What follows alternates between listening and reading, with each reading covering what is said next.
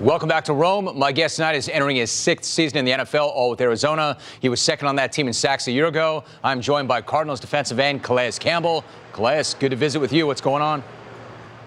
Enjoying life. Thanks for having me. Good, man. I know you are. All right, so first things first, how different is the vibe in training camp under this year's new coach, Bruce Arians? It's a whole different vibe. It really is. You know, everything's more just hands-on and really game-type feel. All right, so what was your first reaction when you found out that he was the guy who got that job? I really thought that he was going to improve our offense a whole lot. And score points means better defense for me, so I liked it. All right, so what about the defense, though? I mean, the defense had a guy in Ray Horton who was the defensive coordinator that you all looked up, well, you all admired. Were there some guys on the defense who were hoping that he was going to get that job? Yeah, I was one of them. You know, I really respect Ray Horton and what he stands for. I think he's going to be a great head coach whenever he gets a job and the opportunity. You know, but I understood why Steve Keim chose to go a different direction.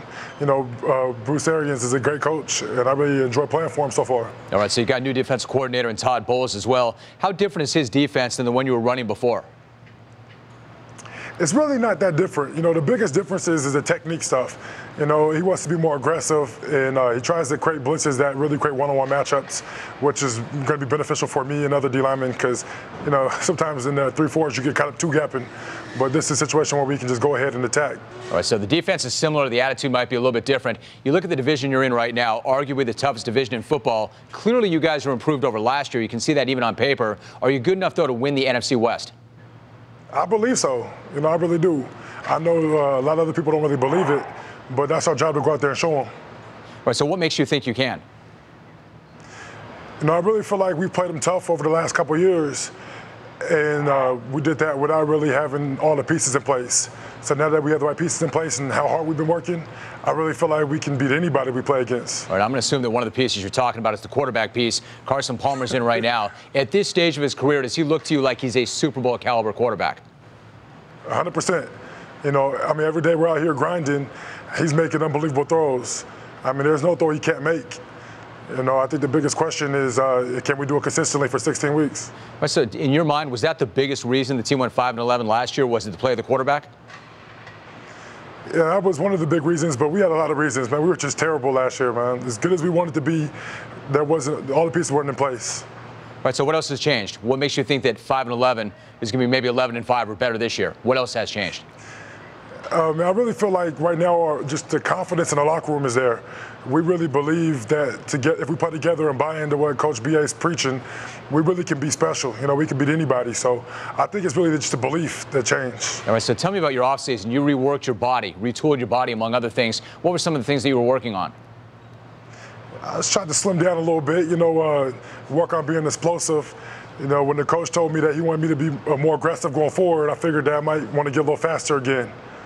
All right, have you noticed a difference on the field yet? Oh, yeah, 100%. I mean, it's night and day. I feel more explosive. Yeah, I feel fast. I mean, it's nice when you don't have to worry about, you know, I mean, I'm still trying to take on double teams, but not nearly as much. You know, they're going to move us around and we're going to blitz a lot. All right, so let me ask you about Tyrann Mathieu. He's on the team right now, and the team might have gone out on a limb to get him in the 3rd round. We know about his background. We know about the trouble he had off the field. What are your impressions of him so far? Man, he's a natural playmaker. You know, there's a thing that some people have.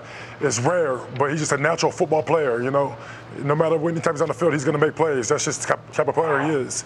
So I think he's going to be huge for us. All right, so what about his commitment in terms of preparation and work ethic? Has he shown you anything in that regard? Oh, yeah. I mean, the guy practices 100 miles per hour every time he's on the field.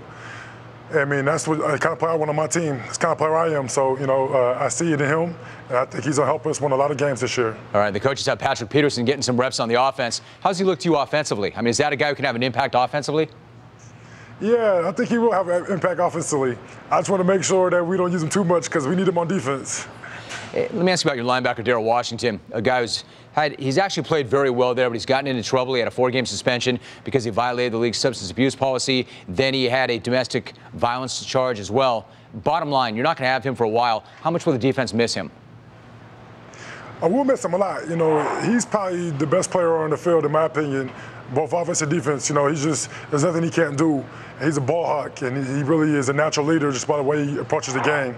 You know, those 4 games that we're going to miss him really bad. I mean, hopefully it won't really, you know, hopefully with Carlos Dansby stepping in, we'll be strong for a little while. But, I mean, that's the guy we need on the field to help us win games. You know what? He's obviously made some bad choices. He's gotten into trouble. Do you have any issue with him personally and some of the things that he's done? I know him as a guy. I know he's a good guy. I mean, everybody makes mistakes. That's, you know, it's the way we live, the world we live in. So I know that, if I continue to, like, you know, be a big brother to him, pick him up, he's going to be a good player for us. New vibe and a new start in Arizona. Calais, it's great to have you on the show. Always good talking to you. Thank you very much. Thanks for having me. All right, coming up next, I'm going in with Mike Freeman and Jeff Pearlman. Tiger Woods says he does not need to bag a major to consider this a great year. We'll find out what Mike and Jeff have to say about that when we come back.